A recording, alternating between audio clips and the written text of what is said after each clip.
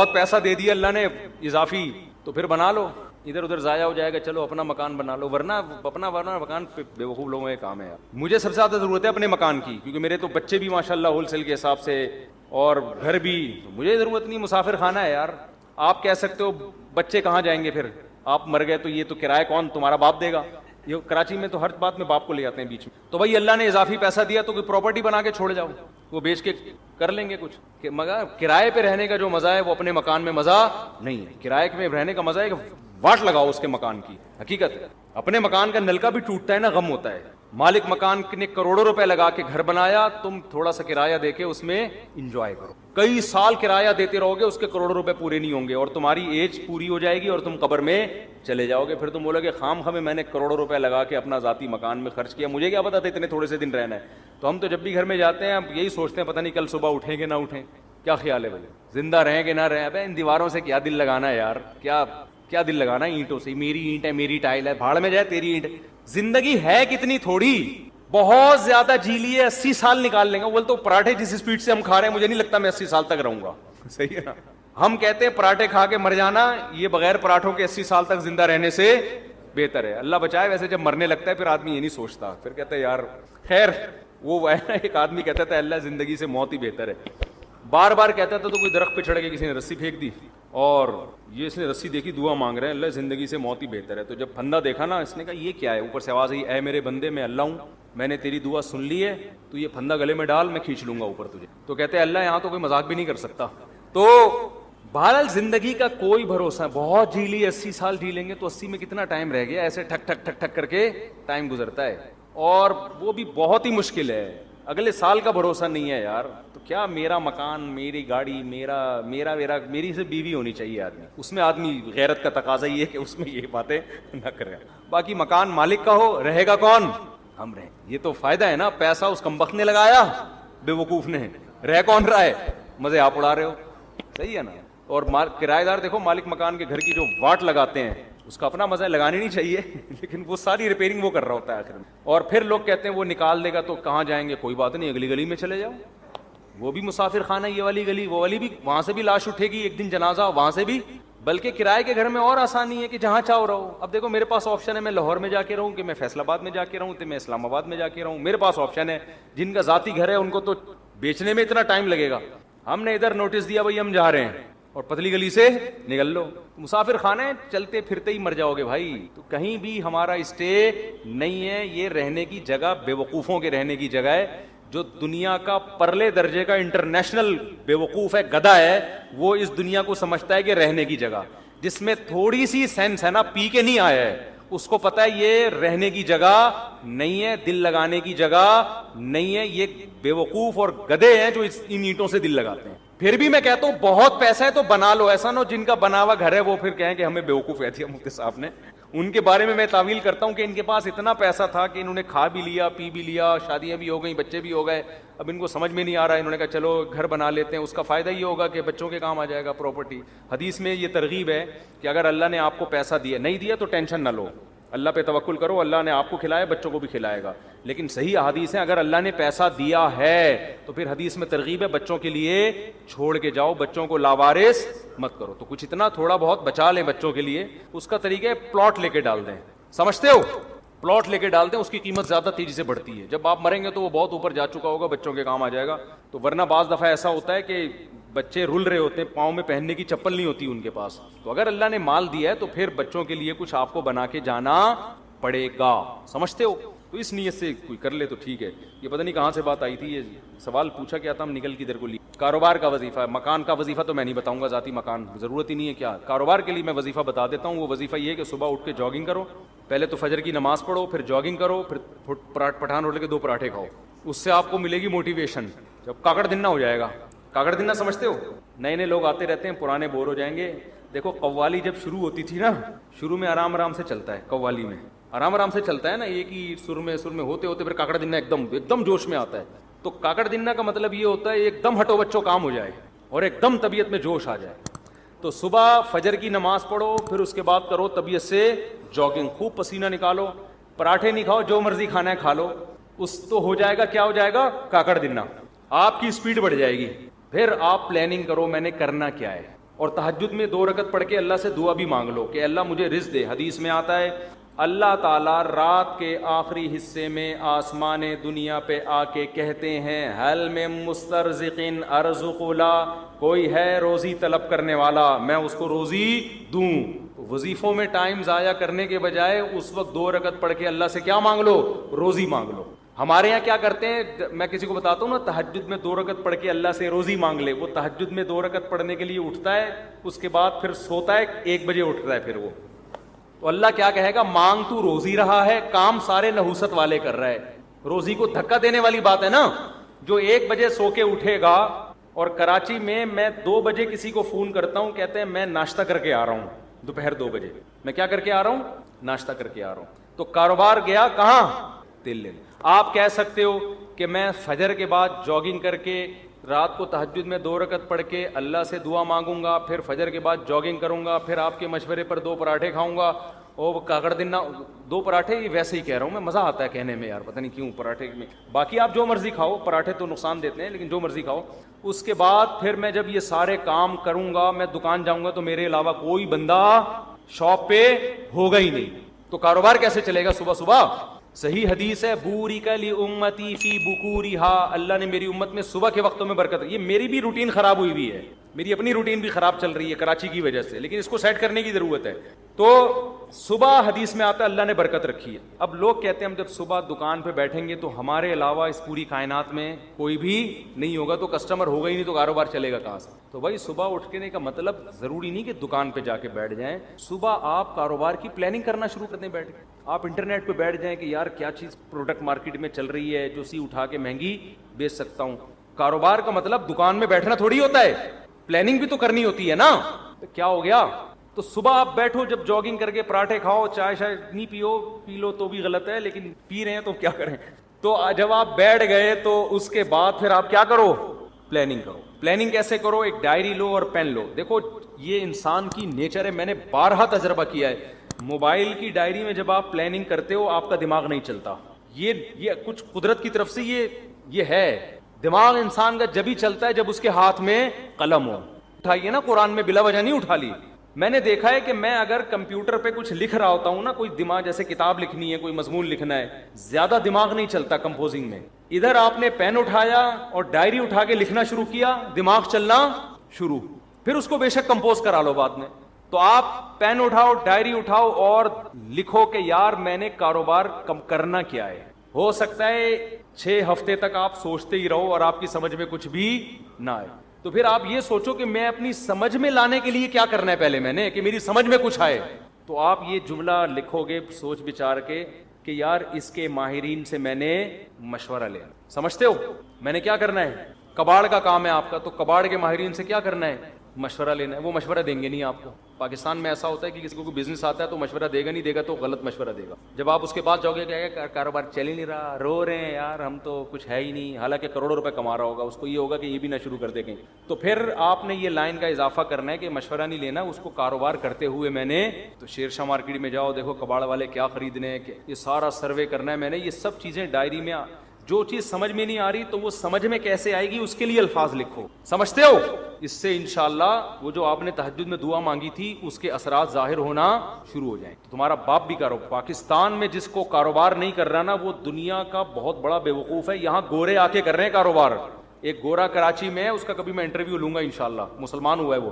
اس نے کہا ہے کہ کراچی جس کی آبادی کتنے کروڑ ہو گئی, 2.5-3 کروڑ, وہ تو گورنمنٹ غلط وہ بتاتی ہے, زیادہ آبادی ہے, 1-8 کروڑ تو ہمارے گھر کے افراد ہوں گے. تو اتنی آبادی ہے. مجھے ایسا لگتا ہے کراچی کی جو آبادی کو کاؤنٹ کیا, میرے بچے نکال کے کاؤنٹ کیے ہیں ان لوگوں نے, مجھے ایسا لگتا ہے. تو اتنی بڑی آبادی میں تو بھی اگر کسی کا بزنس, یورپ تو ترستا ہے ایسی آبادی کے لیے, سمجھتے ہو؟ گورے ترستے ہیں یار ہمیں ایسا کراؤڈ ملے کہیں ہم بزنس کریں. یہاں گورے آ کے کروڑ پتی بن گئے ہیں کراچی میں. تو کراچی میں اگر کسی کا کاروبار نہیں چل رہا, اس کا مطلب وہ کاروبار کے علاوہ دنیا کا کوئی اور کام کر لے, وہ پھر کہیں بھی نہیں چل سکتا. میں نے صدر میں دیکھا گرمیوں میں ایک آدمی کولر لے کے بیٹھا ہوا ہے ٹھنڈے پانی کا, لاکھوں روپے کماتا ہے اس, کیونکہ صدر میں پانی چاہیے ہر آدمی کو. وہ کولر لے کے بیٹھا ہوا ہے, پلا رہا ہے, لے بھی پی لے, سارا دن 5 روپے کا پتہ نہیں 10 روپے کا گلاس بیچ کے اسی سے ٹھیک ٹھاک. گنے کے رس والوں نے پراپرٹیاں خرید لی ہیں یہاں پہ, गुटके वाले बहरिया टाउन में घर ले रहे हैं। जब आबादी ज्यादा होती है तो बिजनेस छांगा मांगा के जंगलात में थोड़ी होगा, बिजनेस तो यही होगा। सब्जी मंडी में जाके देखो कैसे करोड़पति टमाटर बेच बेच के अरबपति बन गए हैं। तो कराची में तो आपने माइंड इस्तेमाल करना है, खोपड़ी इस्तेमाल करनी है, तो खोपड़ी भी इस्तेमाल करो और रात को बैठ के तहज्जुद में अल्लाह से 2 रकत पढ़ के दुआ मांगो। सुबह दौड़ो, इसलिए मैं कह रहा हूँ कि अगर सुबह दौड़े नहीं तो फिर क्या होगा कि सुस्ती में पड़े ही रहोगे। शेरशाह कौन जाए कबाड़ में जाके, और अगर गए तो कमर में दर्द, घुटने में दर्द। और उसने कहा कि यार ये ज़रा स्टील थोड़ी सी उठाई और जिस जाविये से उठाई क़यामत तक के लिए वैसे ही हो गए। एक साहब ने मुझे अपना वाक़या सुनाया, कह रहे मैं हज करने के लिए गया, उनकी उम्र 50 से ऊपर थी, सच्चा वाक़या है। कहते हैं मैं हज करने के लिए गया तो पहले चक्कर में रमल करना पड़ता है ना, थोड़ा अकड़ के। कह रहे मैंने यूं किया तो मैं यूं ही हो गया, क्योंकि आदत ही नहीं थी वर्जिश करने की, चलने फिरने की। कह रहे हैं ऐसा पट्टे मेरा पहले झटके में ही अटके हैं, अकड़े हैं, कि उसके बाद मैं काफ़ी टाइम लगा दोबारा नॉर्मल कंडीशन में आने में। मालिशें हुई, पता नहीं मेडिसिन लिए, फिर जाके वो रमल ही रहा उनका। अब तक मेरा ख्याल है रमल ही होता रहा उनका, घर में भी रमल करते हुए आए। तो ये हाल हो जाता है इंसान का। तो इसलिए मैं कह रहा हूँ सुबह दौड़ोगे तो ज़रा फ़ायदा होगा। तो ये वजीफ़ा मैंने आपको बता दिया, इस पर अमल करें। फिर भी पैसा नहीं आया तो इसका मतलब अल्लाह ने आपकी किस्मत में क्या लिखी हुई है, गुर्बत।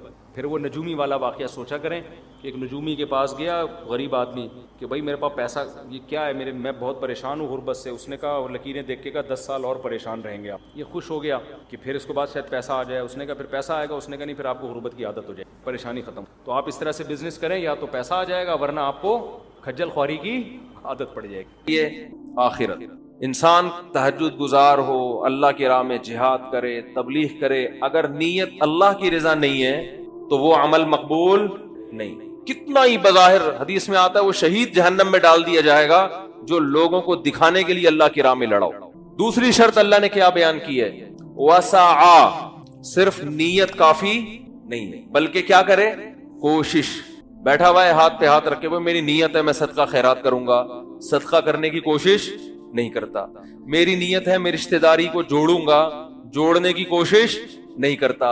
मेरी नीयत है मैं जिहाद करूंगा, तैयारी नहीं करता, कोशिश नहीं करता, नीयत नहीं करता। नीयत से मुराद अमल की नीयत। मेरी नीयत है जी मैं माँ बाप की खिदमत करूंगा, मगर खिदमत की कोशिश नहीं करता। तो अल्लाह ने कामयाबी की दूसरी शर्त क्या बयान की है, वसाआ, कोशिश भी बोले ना भाई करनी है। तीसरी शर्त वसाआ लहा सअयहा, कोशिश आखिरत वाली, अखफल तरीके से कोशिश। बोलो भाई, अखफल तो समझते हैं ना, अखफल कोशिश नहीं चलेगा। अब देखो फजर की 2 रकतें हैं ना, अगर मैं कहूं कि यार एक और मिला लो साथ में, 3 पढ़ लो, भाई मैं कोई गलत तो नहीं कर रहा ना कि नबी इमाम ने 3 पढ़ाई, पब्लिक पकड़ लेगी इमाम को, भाई इमाम साहब आपसे भूले से ऐसे हुआ है। इमाम साहब कहते हैं अस्तगफिरुल्लाह, भूले से नहीं, मैंने जानकर पढ़ी है 3 रकतें। क्यों भाई इमाम साहब जानकर क्यों पढ़ी? भाई मैंने इसलिए पढ़ी है कि 2 सजदे पहली रकत में, 2 दूसरे में, 2 अगर गरीबी में लगा दो तो क्या जा रहा है भाई, 4 तो अल्लाह की तरफ से फर्ज हैं, 2 हमारी तरफ से क्या हो गए, गरीबी हो गए। और अगर तुम लोग को तकलीफ हुई है, टाइम ज्यादा लग गया है, तो कल नहीं करूंगा मैं, चलो कल से दोबारा 2 रकतें पढ़ाऊंगा। आप छोड़ दोगे इमाम को, बोलेगा भाई दोबारा पढ़ा नमाज, बल्कि आप तो कहोगे पता नहीं अकीदे इसके सही है भी या नहीं है, दूसरा इमाम लाओ भाई। अब वो दलील में ये देना शुरू कर दे कि मना दिखाओ, कहां तीसरी रकत से नबी सल्लल्लाहु अलैहि वसल्लम ने मना किया है, कहां नबी सल्लल्लाहु, और अकली दलील ये दे कि नबी कैसे अल्लाह के सामने सजदा करने से रोक सकते हैं, हम तो 4 के 6 सजदे कर रहे हैं। नबी ने तो फरमाया कुर्रतु आईनी फिस सलाह, मेरी आंखों की ठंडक किसमें है, नमाज में, और सजदा तो रुकने आजम है। तो भाई नबी ने मना कहां किया है, मना की हदीस दिखाओ। जितने मर्जी दलाइल के जमीन आसमान के कलाबे मिला दे, मेरा ख्याल है कोई गंवार से गंवार देहाती 5वीं क्लास का बच्चा भी उसके दलाइल से मुतासिर नहीं होगा। भाई नबी ने जब 2 पढ़े तो नबी से आगे निकलने की कोशिश कर रहा है, 2 रकतें पढ़ी हैं। इबादत तौकीफी होती है, उसमें अखफल तरीका नहीं चलता। यहां तो मेरे भाई हमारी समझ में ये बात आती है, बहुत माजरत के साथ, जब हमारी खानदानी रसूमात और हमारी बिदातें हमारे सामने आके खड़ी होती हैं और शरीयत दूसरी तरफ, तो फिर हमें ये हदीसें और ये बातें समझ में नहीं आती। वहां हम कहते हैं हरज किया। एक साहब ने मुझसे पूछा ये वुजू की हम इतनी दुआएं पढ़ते हैं और तवाफ में अजीब अजीब दुआएं मशहूर हैं, तवाफ की दुआएं जो है अगर हम पढ़ें तो हरज किया है। मैंने कहा हरज ये है कि जो चीज साबित है वो छूट जाएगी आपसे। जब भी कोई इंसान एक बिदात पर अमल करता है ना तो अल्लाह उससे सुन्नत छीन लेते। हमारे शेख हजरत मुफ्ती रशीद अहमद साहब फरमाया करते थे, बाज लोग अमलन बिदअती होते हैं और बाज मिजाज के बिदअती होते हैं। उनको लगता है कोई चीज मार्केट में नहीं आए ना तो उनको वो वाली चीज में मजा नहीं आता जो साबित शुदा हो कुरान और सुन्नत से। तो कुरान ने क्या कहा है, वसा लहा सायहा, आपकी अखपल कोशिश बोलो नहीं चले। सारी रात इंसान उल्टा लटक के नमाज पढ़ता रहे, सवाब मिलेगा? बताओ, सीधे खड़े होकर नमाज पढ़ना ज्यादा मुश्किल है उल्टा लटक के? मेहनत ज्यादा कौन कर रहा है? कोशिश तो वो कर रहा है जो उल्टे लटक के पढ़ रहा है, लेकिन नमाज किसकी होगी? जो तमीज से सीधा खड़ा होकर नमाज पढ़ रहा है। तो अभी किसी खातून का थोड़ी देर पहले फोन आया कि मेरे अब्बा का इंतकाल हो गया था, हम हर जुमेरात को उनके लिए कुछ लोगों को जमा करते हैं, दुआ होती है। हमारे जो पेशावर से ताल्लुक रखने वाले भाई हैं, पेशावर वाले भाइयों को बोलते हुए इतना डर लगता है कि मुझे, यानी क्योंकि हमारे जो पश्तून भाई है ना, ये गैरत में बहुत आगे हैं। 100 दफा सोचना पड़ता है, कोई जबान में जरा सी भी दाएं बाएं कुछ लुढ़क गई तो भाई हमारी खैर नहीं है। मेहमान नवाज भी बहुत है, बहादुरी भी बहुत है, लेकिन बहुत हसास बहुत ज्यादा है। पेशावर में केपीके में बहुत माजरत के साथ आदत है, कोई मर जाए ना तो जो ताजियती प्रोग्राम चलते हैं, रिश्तेदार कहता है जो मैयत का बेटा, काश मैं मर जाता और अब्बा ये जिम्मेदारी मेहमानों को निपटाने की संभाल ले। ये हालत हो जाती है। यानी उनका ये होता है, सबकी बात नहीं कर रहा भाई, जो बयान सुन रहे हैं उनके अलावा की, बंदा मर जाए ना जो तंबू लगने के बाद ताजियती प्रोग्राम, फिर कुरान ख्वानियां, फिर देगे, फिर जो आ रहा है उसको चाय, फिर एक रस्म में जो आ रहा है दुआए खैर वगैरह वगैरह, पूरी लंबी दुआ।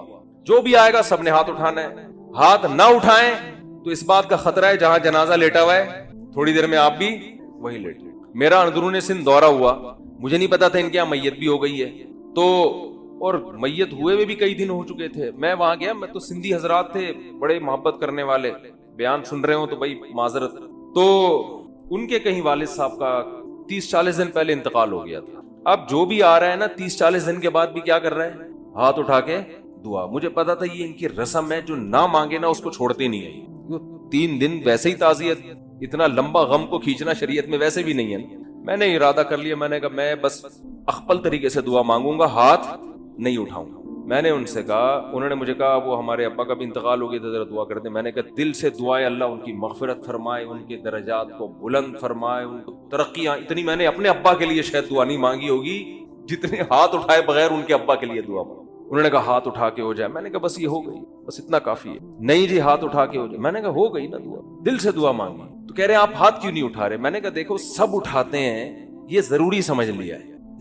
कोई चीज अपने ऊपर मुसल्लत ना करो, हंसी खुशी जिंदगी गुजारो। जो जिंदा है उनकी भी फिक्र करो ना, कुछ उनको टेंशन ना दो।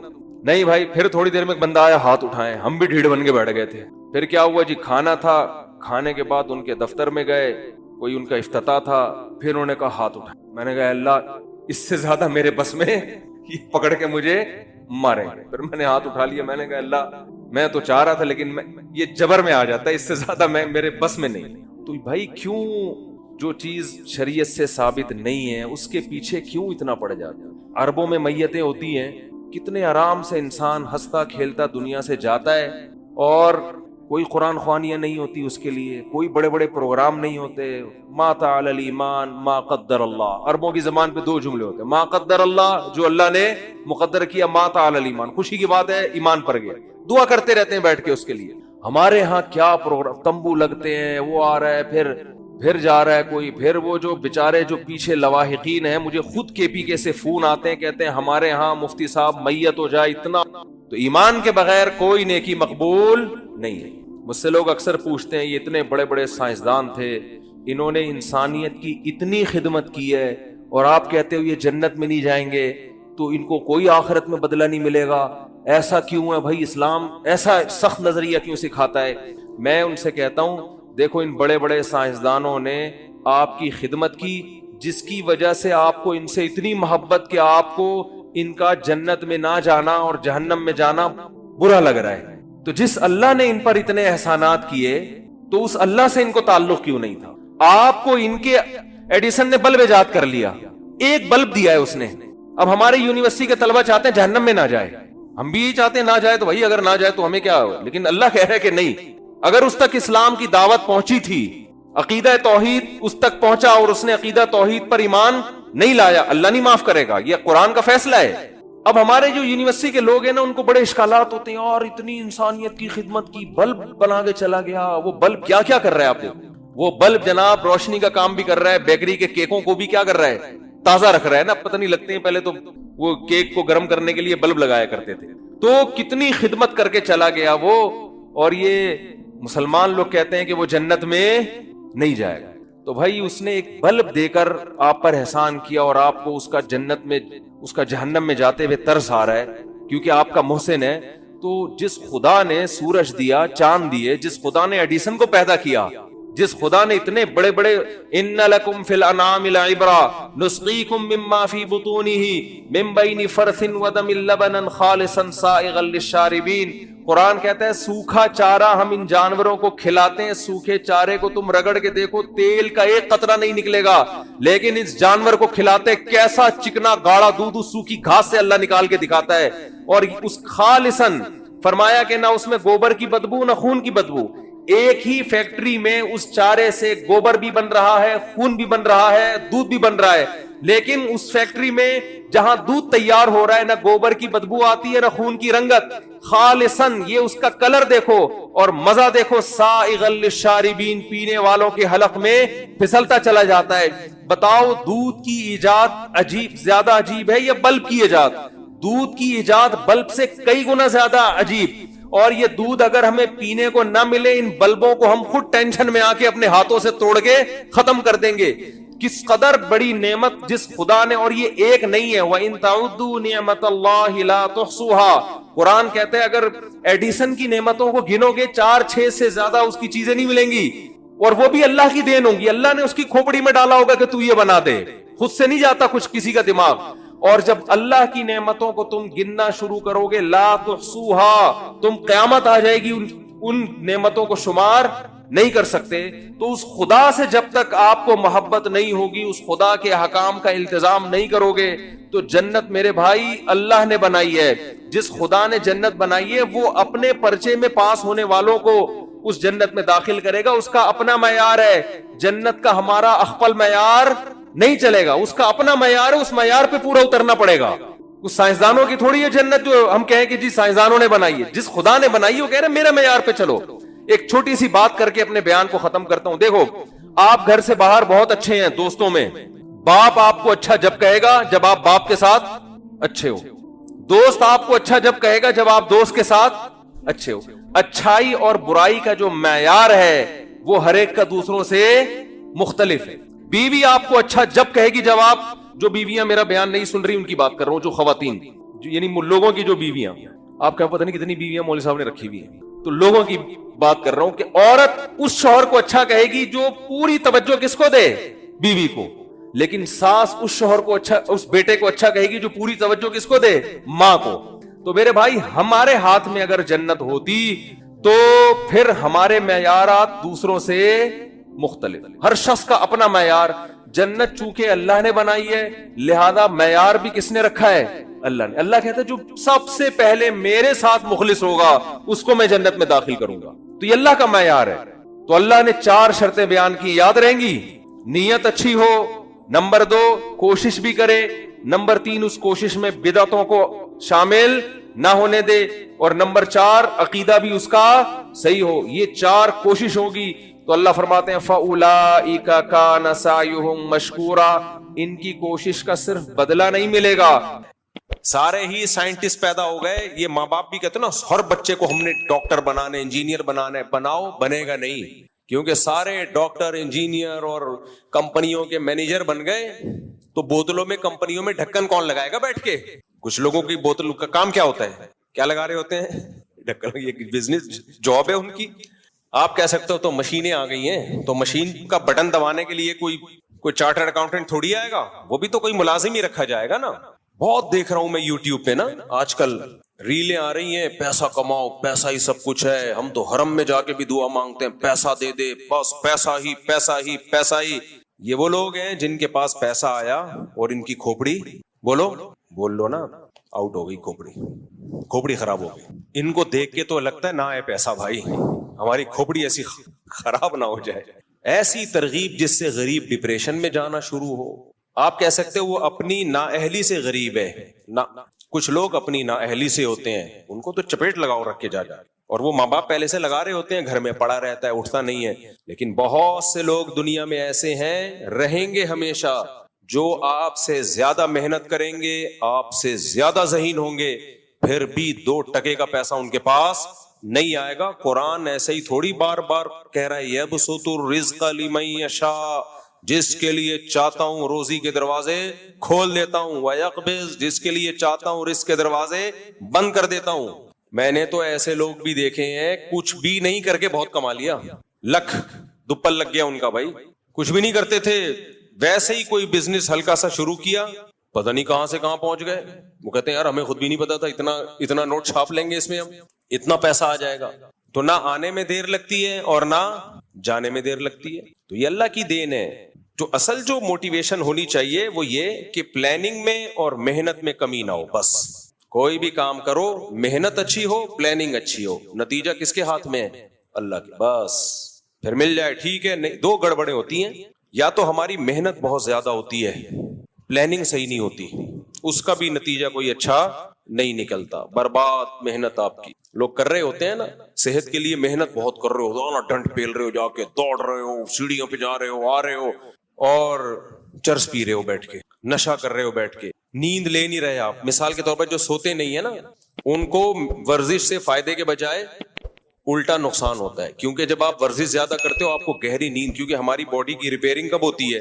नींद में। अब बॉडी को रिपेयरिंग का, डेंटिंग पेंटिंग का मौका दे नहीं रहे आप, और उसको खपाए जा रहे हो, अपनी एनर्जी को इस्तेमाल करते जा रहे हो, तो बेड़ा गर्क हो जाएगा बॉडी का। जितने भी माहिर हैं, जो फिजिकल फिटनेस के माहिरीन होते हैं, बोलते हैं भाई वर्जिश करोगे तो गहरी नींद जरूरी है, और वर्जिश के बाद आती भी है गहरी नींद। लेकिन बाज लोग सारी रात टीवी देख रहे हैं, मोबाइल देख रहे हैं, फिर आधा घंटा सोए, ऑफिस चले गए, उनके लिए वर्जिश बिल्कुल भी नहीं है, बेड़ा गर्क हो जाएगा भाई।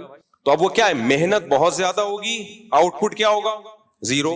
बाज लोगों की प्लानिंग बहुत टाइट होती है कि ये करेंगे, वो प्लानिंग ही पे सारी जिंदगी गुजर जाती है। जैसे जो स्कूल में बच्चे पढ़ते हैं, कहते हैं हम हफ्ते से पढ़ाई शुरू करेंगे। मुझे बताओ यहाँ कितने लोग बैठे हैं, वो आया हफ्ता आज तक है? महीने की अब 1 जनवरी है ना, साल का पहला दिन 1 जनवरी, वो हमारी जिंदगी में एक इनकलाब लेकर आएगा। साल का पहला दिन 1 जनवरी 2025 है, तो हम 26 से इंशाअल्लाह सब कुछ छोड़ छाड़ के नेक, परहेजगार, नीट, क्लीन। मेरे भाई जिस दिन मर रहा होगा ना, अल्लाह से कहेगा अल्लाह 1 जनवरी तक जिंदा रख, अब तक तो जो हुआ माफ कर दे, आइंदा अल्लाह कहेगा माफ नहीं करूंगा मैं।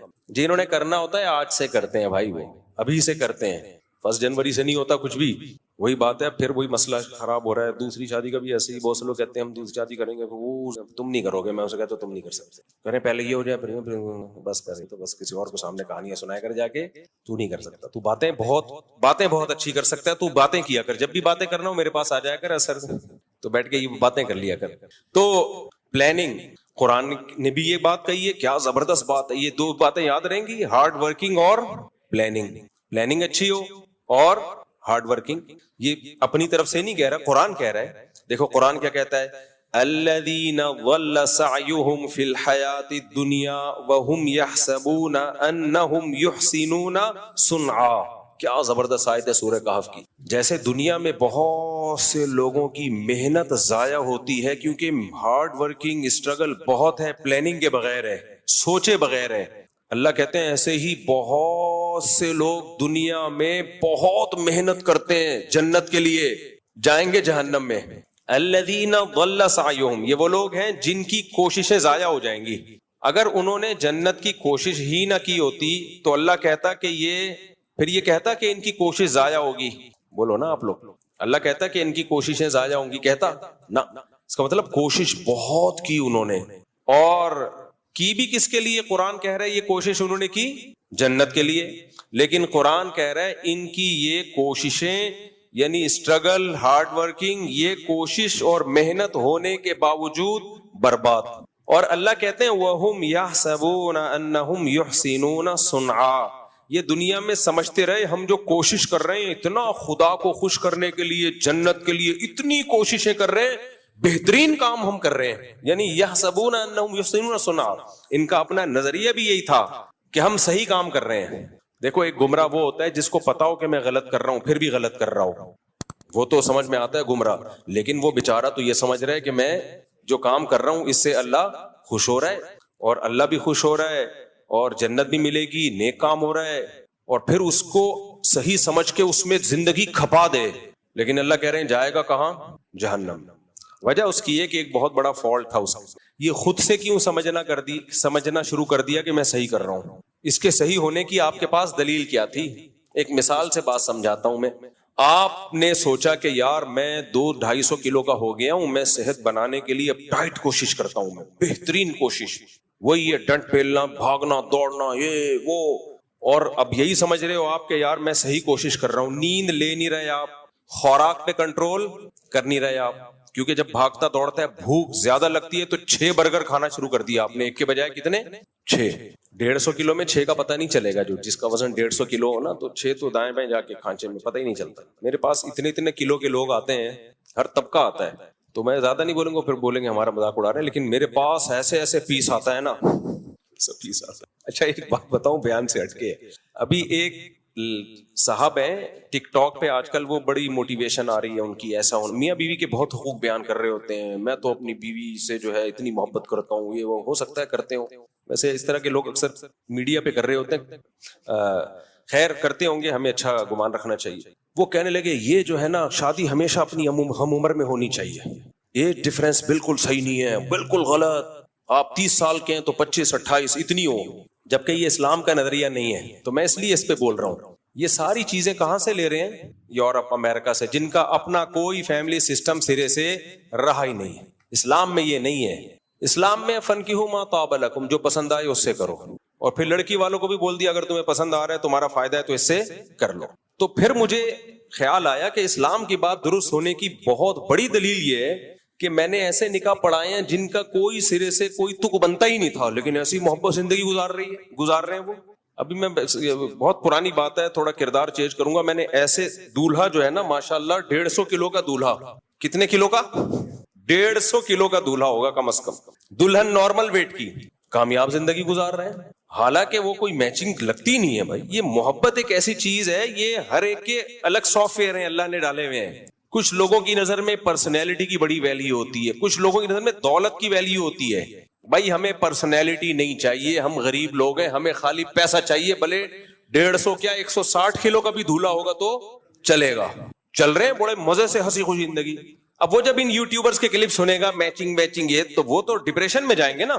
ایسے بھی میں نے دیکھے رشتے, 18-20 سال کی لڑکی, 60 سال کا لڑکا, اس زمانے میں لڑکا نہیں آدمی, ایسی محبت سے زندگی گزار رہے ہیں. کبھی آپ خوشبو لگا کے اکیلے آؤ تو میں پھر بتاؤں گا کون کون کہاں رہتا ہے. ایسی مثالی زندگی محبت والی گزر رہی ہے کہ آپ کی سوچ سے بھی زیادہ. بس اس کو 20 سال والی کو اپنا 60 سال والا بندہ پسند ہے. اب وہ جب وہ یہ کلپ دیکھے گی کہ میچنگ یہ جو موٹیویشنل آج کل آ رہے ہیں اور اس طرح کی باتیں کر رہے ہیں, وہ تو پھر گھر خراب ہوگا کہ نہیں ہوگا. اور الٹا بھی دیکھا ہے میں نے, 20-22 سال کا لونڈا لپاڑا اور انٹی سے شادی کی اس نے, جو طلاق یافتہ بھی, بچوں والی بھی, بہترین زندگی گزر رہی ہے ان کی, اور مزید بچے بھی ہو گئے, ہنسی خوشی. اس لیے یہ جو آج کل آ رہے ہیں نا افلاطون اور سقراط اور بقراط, ہر آدمی یوٹیوب پہ آ کے فنٹر بنا ہوا ہے, ایکچولی ایسا ہونا چاہیے, ایکچولی ایسا. اس کو بولو بس کرو خدا کے لیے, ہمارے پاس اسلام ہے. کوئی قرآن و سنت کی بات کرو تو سر آنکھوں پہ, ورنہ یہ اپنی تھیوری, اپنے نظریے اپنے پاس رکھو. سمجھ میں آ رہی ہے بات کہ نہیں آ رہی ہے؟ بولے یہ اپنے یہاں نارملی تو ٹھیک ہے, ایسا ہی ہو, ایج ڈفرنس زیادہ نہیں ہونا چاہیے, لیکن اگر کہیں زیادہ ہے اور دونوں خوش ہیں تو تمہیں کیا تکلیف ہو رہی ہے یار؟ یہ وہ اعتراضات ہیں جو غیر مسلموں سے ہماری سوسائٹی میں آئے ہیں. جو سب سے بڑا اعتراض سب سے پہلے نبی صلی اللہ علیہ وسلم پہ کرتے ہیں کہ 9 سال کی تھیں آپ حضرت عائشہ, اور ہمارے نبی 50 سال کے. تو یہ تو پھر میچنگ کی نہ ہوئی شادی. لیکن دنیا میں اس سے زیادہ کامیاب جوڑا کوئی دنیا میں گزرا نہیں ہے, اس سے زیادہ کامیاب جوڑا کوئی گزرا نہیں ہے دنیا میں. تو ایسے ہم نے دیکھے ہیں نا. میں نکاح پڑھا رہا ہوتا ہوں, لوگ سمجھتے ہیں گھننا, اس کو کچھ پتا نہیں ہے, میں دیکھ رہا ہوتا ہوں, ابے یہ وہی ہے. خیر میں ان کو کچھ تنگ نہیں کرتا. تو ایسے بعض دفعہ دولہا اتنا باریک, 250 کلو کی, تھوڑا سا کم کر لو زیادہ ہو گیا, دلہن اب لوگ تو بولیں گے یہ میچنگ، بھائی جب ان کو وہ پسند ہے اس کو وہ پسند ہے، تمہیں کیوں پیٹ میں مروڑ ہو رہا ہے؟ تمہیں کیا تکلیف ہو رہی؟ اور یہ جو لوگ اپنی بیویوں کی تصویریں سوشل میڈیا پہ ڈالتے ہیں نا، اس کا ایک بہت بڑا نقصان پتہ ہے کیا ہوا ہے؟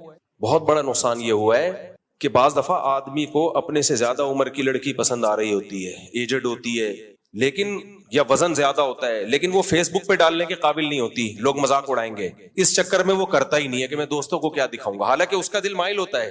اس سے نقصان اس لڑکی کا ہو گیا کہ نہیں ہو گیا؟ اس لیے اللہ نے کہا بیوی کو پردے میں رکھو۔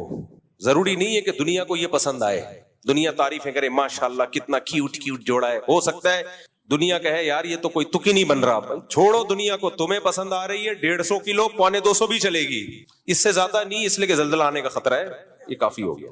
جب دونوں خوش ہیں تو کیا مسئلہ؟ ہمارے نبی نے پہلا نکاح کن سے کیا؟ 25 سال کی عمر اور 40 سالہ بیوہ سے، کیسی کامیاب شادی چلی ہے۔ پھر بالکل اپوزٹ 50 سال اور 9 سال میں حضرت عائشہ بالغ ہو گئی، ان سے یہ بالکل اپوزٹ، یہ بھی کامیاب چلی ہے۔ اور پھر اپنے برابر ام سلمہ، وہ بیوہ بھی تھیں اور آپ کی عمر کے برابر بھی تھیں، ایجڈ تھیں، ان کو جب نبی نے نکاح کا پیغام بھیجا، حضرت ام سلمہ نے کہا میری تو عمر بہت زیادہ ہے، آپ نے فرمایا میری تم سے بھی زیادہ ہے، تو کوئی بات نہیں، میں بھی تو ایجڈ ہوں۔ ہر طرح سے نکاح کر کے دکھا دیا ہمارے نبی نے، اور کامیاب کر کے دکھا دیا۔ اس لیے اٹھا کر پھینک دو باہر گلی میں، نئی تہذیب کے انڈے ہیں، جملہ یاد رکھ کر رکھو، نئی تہذیب کے انڈے ہیں گندے۔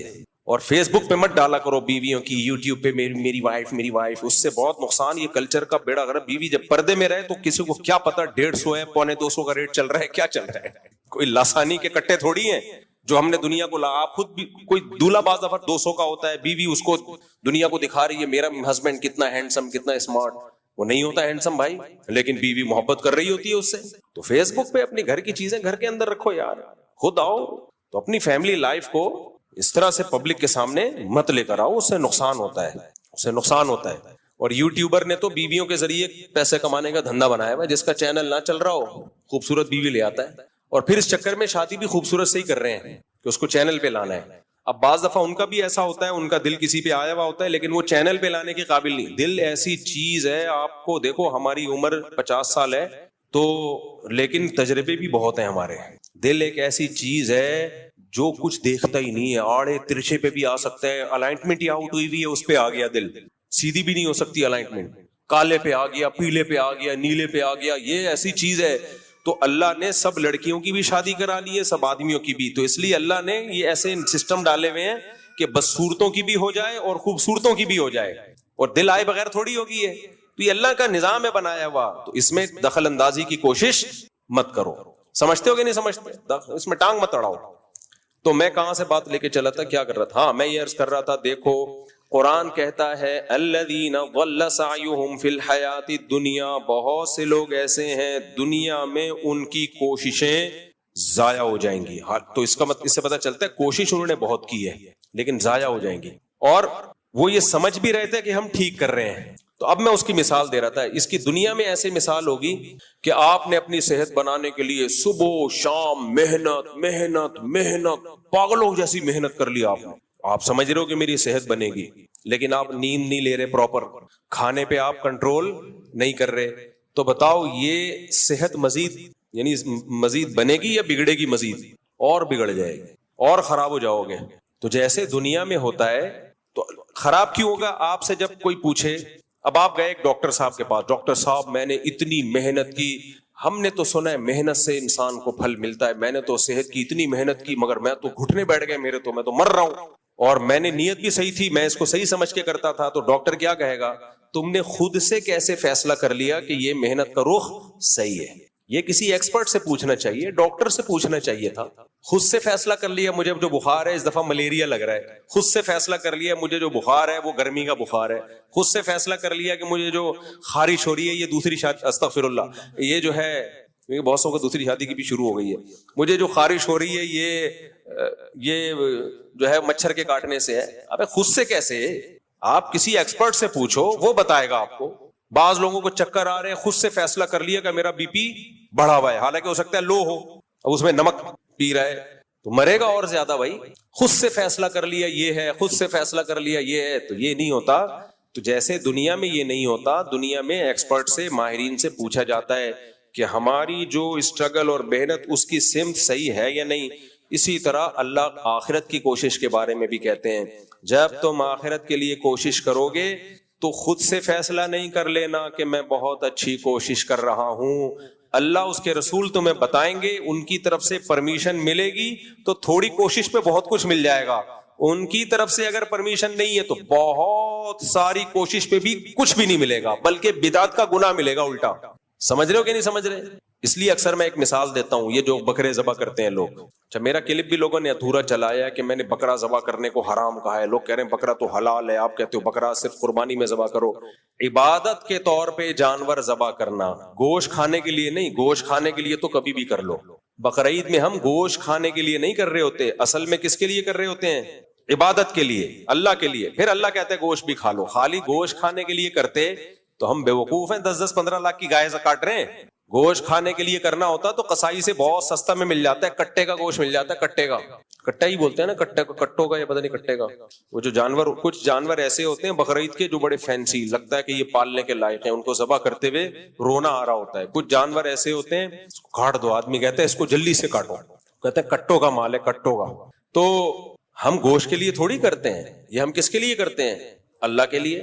اسی طرح جب ہم حج پہ جاتے ہیں تو بکرا ذبح کرتے ہیں, یا تو دم کے طور پر ہوتا ہے, ہم سے حج میں کوئی غلطی ہو گئی تو کفارے کے طور پہ بکرا کاٹا جاتا ہے. وہ صدقہ کرنے سے وہ کفارہ پورا نہیں ہوگا.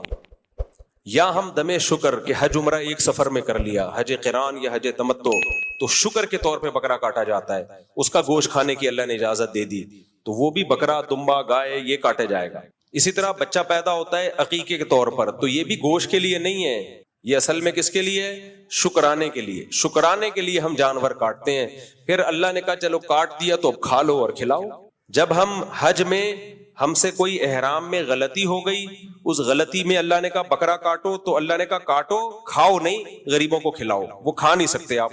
لیکن حج میں عمرہ اور حج ایک ساتھ کر لیا, شکرانے کا بکرا کاٹا, تو اللہ نے کہا دم والا بھی میرے لیے, یہ والا بھی میرے لیے, لیکن اس کا تم کھا سکتے ہو. اس طرح بقرعید میں جب ہم بکرا کاٹتے ہیں اللہ نے کہا یہ میرے لیے گوشت کھا سکتے ہو, اگر اللہ اجازت نہیں دیتا تو ہم نہیں کھاتے. تو یہ 3 موقع ایسے ہیں جن میں بکرا کاٹنا, دمبا کاٹنا, گائے کاٹنا, اونٹ نہر کرنا عبادت کے طور پر ہے, ثواب کے طور پر ہے. اس کے علاوہ چوتھا کوئی ایسا موقع نہیں ہے جہاں بکرا کاٹنے پہ کاٹنے کا کوئی ثواب ملے گا. اس لیے میں کہتا ہوں صدقے کے بکرے کا اسلام میں کوئی تصور نہیں ہے. صدقے کا ہے, صدقے کے بکرے کا نہیں ہے. لوگ کہتے ہیں ہم کاٹ کے گوشت کھلاتے ہیں اس کا, بھائی ویسے ہی گوشت خرید کے کھلا دو, وہ سستا پڑے گا. راشن ڈال دو, پیسے دے دو. یہاں لوگوں کا نظریہ خراب ہے, وہ کہتے ہیں نہیں خون گرے گا تو بلائیں ٹلیں گی. نا نا نا نا نا, یہ وہ کوشش ہے جو آپ کی اپنی طرف سے ہے. قرآن و سنت میں ہمیں بکرا کاٹنا کوئی عبادت اس کو نہیں قرار دیا. 100 بکرے بھی کاٹ دو گے کچھ بھی نہیں, بدعت کا گناہ ملے گا. اگر ثواب سمجھ کے کاٹ رہے ہو, بدعت کا گناہ ملے گا کہ کیوں کاٹ رہے ہو. اب بتاؤ لوگوں کے گھر میں بلائیں آتی ہیں, مصیبتیں آتی ہیں, تو بکرے کاٹتے ہیں کہ نہیں کاٹتے؟ وہ کہتے ہیں بکرے کاٹیں گے تو بلائیں ٹلیں گی. کیوں ٹلیں گی بھائی؟ یہ اللہ نے کہا ہے. بلائیں لانے والا کون؟ بولو نا اللہ. تو ٹالنے والا کون؟ اللہ. تو اللہ نے کہا